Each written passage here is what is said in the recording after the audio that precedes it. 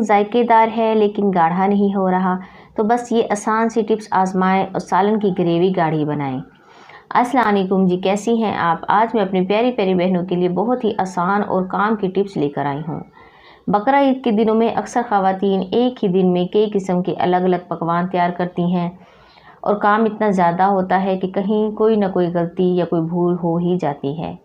अक्सर ख़वातीन को शिकायत होती है कि खाना बन तो गया मगर सालन गाढ़ा नहीं हो रहा, और गाढ़ा ना होने की वजह से अक्सर मर्द हजरात खाना पसंद नहीं करते। तो ऐसे में क्या करना चाहिए, तो चलिए मैं आपको बताती हूँ।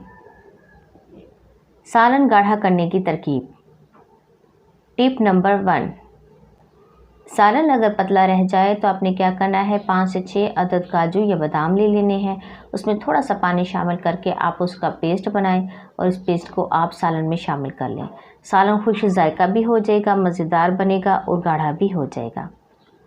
टिप नंबर 3, किसी भी सालन की ग्रेवी से अज़ाफ़ी पानी खुश करने के लिए आपने 2 चाय के चम्मच खसखस लेने हैं। आपने उसको तवे पर हल्का सा भून लेना है, फिर उसमें थोड़ा सा पानी शामिल करके उसको आप ग्राइंड कर लें, उसका पेस्ट बना लें। वो पेस्ट जो है आप सालन में डालें, सालन गाढ़ा हो जाएगा, ग्रेवी गाढ़ी हो जाएगी और सालन बहुत मज़े का खुश जायका बनेगा।